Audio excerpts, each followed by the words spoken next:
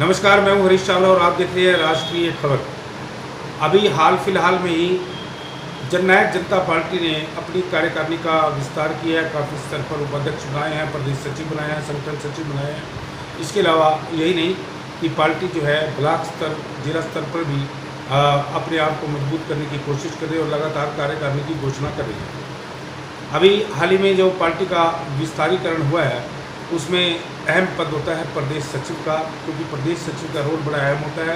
उसके कंधों पे लोगों को साथ जोड़ने का और उन्हें साथ लेकर चलने का एक तरह से स्टैमिना होता है और उनकी एक वो होती है कि हमें कैसे मजबूत पार्टी को बनाना है। तो इस तरह की रीति कहने का मतलब कि प्रदेश सचिव की बहुत बड़ी जिम्मेदारी होती है पार्टी को मजबूत बनाने की और सत्ता में रहकर लोगों को साथ जोड़ने की। तो आज हम जननायक जनता पार्टी के नवनियुक्त प्रदेश सचिव श्री रमेश सिद्धपुर से आपको रूबरू कराएंगे और बताएंगे कि पार्टी की तरफ से उन्हें क्या आदेश है और वह किस तरह की योजनाएं बना रहे हैं पार्टी को मजबूत बनाने की। तो सबसे पहले रमेश सिद्धपुर जी, आपको प्रदेश सचिव बनने की बहुत बहुत बधाई। आपको आपके ऊपर बहुत बड़ी जिम्मेदारी दी प्रदेश के उप मुख्यमंत्री चौटाला जी ने, अजय चौटाला जी ने और दिग्विजय चौटाला जी ने। कैसा महसूस कर रहे हैं आप? सबसे पहले तो मैं अपने प्रदेश सचिव बनने पर जो हमारे पार्टी के राष्ट्रीय अध्यक्ष हैं डॉक्टर अजय सिंह चौटाला जी और जो आज हमारे जजपा का कमान संभाल रहे हैं युवा नेता दुष्यंत चौटाला जी, उप मुख्यमंत्री जी, दिग्विजय चौटाला जी और पार्टी के शीर्ष जो नेता हैं सब का मैं बहुत बहुत धन्यवाद करता हूं। और उन्होंने मेरे को एक जो ये मौका दिया है, मैं उस मौके पर खरा उतरने का पूरा प्रयास करूंगा। तो जो भी मेरी ड्यूटी लगेगी मैं उसको पूरा निभाऊंगा। अच्छा रमेश जी, प्रदेश सचिव की संगठन में बड़ी जिम्मेदारी होती है।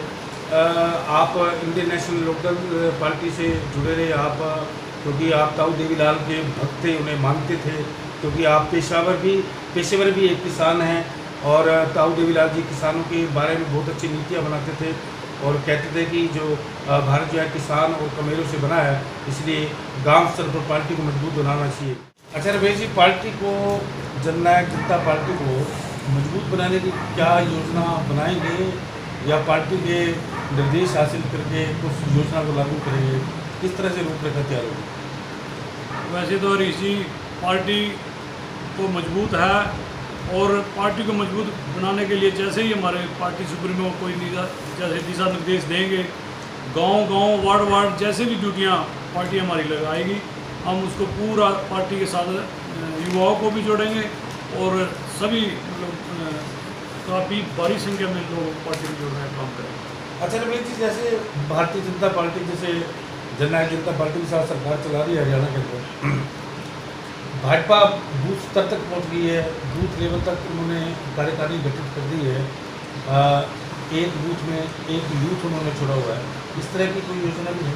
जी हरीश जी, ये तो योजना हमारी पार्टी की पहले ही बनी हुई है। बाकी अब हमारे सारे संगठन बिल्कुल पार्टी ने खड़े कर दिए हैं। जैसे हमारा युवा संगठन प्रदेश अध्यक्ष हमारा युवा का, वो हर जिले में जिले स्तर पे काफ़ी अच्छी गैदरिंग के साथ युवाओं को जोड़ रहे हैं। और 80 साल की हमारे प्रभारी हैं, अध्यक्ष हैं श्रीवाल जी, वो भी मीटिंगें कर रहे हैं। और अल्पसंख्यक प्रकोष्ठ, हमारे सभी प्रकोष्ठ आज के टाइम में मजबूत हैं और सभी की मीटिंगें चली हुई हैं और आगे जैसे पार्टी के आदेश आएंगे उसके अनुसार और भी मीटिंगें और पार्टी में जोड़ने का काम करेंगे। अच्छा रमेश जी, जैसे भाजपा जो है ये कार्यकर्ताओं को लेके जैसे कोई योजना आती है सेंट्रल गवर्नमेंट की या मुख्यमंत्री मनोहर लाल की कोई नीति बनती है, तो उसको लेके जैसे इनके कार्यकर्ता सम्मेलन होते रहते हैं हफ्ते में 10 दिन में, इनके आते रहते हैं, हमारे पास खबरें आती हैं। इस तरह की जज्बा अभी तक कोशिश में नहीं है। भाई साहब हरीश जी, अभी पार्टी अपने संगठन खड़ा करने में लगी हुई है। जैसे ही पार्टी पूरा संगठन वैसे तो पूरा हो गया, बाकी संगठन कुछ रहा तो पूरा करने के बाद वैसे तो हर मीटिंगें हर चलते ही रहता है पार्टी के प्रोग्राम, बाकी और ज़ोर शोर से पार्टी अपना काम करेगी। अच्छा, देखने में आता है कि जजपा का कोई कार्यकर्ता है किसी अधिकारी के पास जाता है, कई बार सुनवाई नहीं हो पाती, फिर वो अपने ज़िले के नेता के पास जाता है या फिर हाईकमान के पास पहुँच जाता है अपने काम को लेके। ये इस तरह के आपके जो जजपा के जो छोटे छोटे कार्यकर्ता हैं जिनके पास कोई पद नहीं है लेकिन उनकी पहचान है जजपा के रूप में, उनके कार्य नहीं होते हैं, तो वो कार्यकर्ता कहाँ पे जाएगा? अच्छा रमेश जी, आखिरी सवाल आपसे पूछ रहा हूँ, ये जो आपका भारतीय जनता पार्टी और जननायक जनता पार्टी का जो सत्ता चलाने का जो गठबंधन का जो 5 साल का करार है, ये वास्तव में 5 साल चलेगा या बीच में क्विट हो जाएगा चुनावों से पहले? हरीश जी, इतने अच्छे तालमेल से काम जो सरकार कर रही है, दुष्यंत जी और मुख्यमंत्री जी, मैं तो पूरे विश्वास के साथ आपको ये कहूँगा कि पूरे 5 साल बड़े लोगों के काम करवाएगी सरकार और लोगों की जो लोगों को उम्मीदें हैं उस पर खरा उतरेगी सरकार। मैं तो यही आपको विश्वास दिलाता हूँ। अच्छा, ये सोच क्या रही सत्ता में भागीदारी की? सोच तो हरीश जी यही है भाई साहब कि लोगों के काम जो करवाने हैं वो सत्ता में रह के ही काम होंगे। और दुष्यंत जी दिन रात ऐसे नेता हैं, युवा नेता हैं, दिन रात लोगों के काम के लिए। मैं तो ये आपको बताऊं कि वो सोते किस टाइम है और जागते किस टाइम है, हर टाइम ही लोगों के काम करवाने के लिए हर टाइम ही तत्पर रहते हैं। वैसे एक कहावत है कि शादी में बिना फेरे लिए मतलब थाली सज गई लड्डू की, 10 MLA आपके आए और आपकी सरकार बन गई भाजपा के साथ, कैसा महसूस होता है? देखो जी हरीश जी, आज 10 आए, कल को 50 भी आएंगे। बाकी लोगों के काम करवाने के लिए सरकार के साथ जुड़ना और इतना लोगों के विश्वास पे खरा उतरना, ये एक बहुत बड़ी बात है। दूसरी जी को हर युवा दिलो जान से चाहता है और आगे भी उनको चाहता रहेगा, ये मेरा विश्वास है। अच्छा रमेश जी, आपने सत्ता में भागीदारी दी तो पार्टी आपकी जो जननायक जनता पार्टी ने जो वायदे किए थे, चुनावी वायदे विधानसभा चुनाव से पहले, वो कुछ पूरे भी हुए?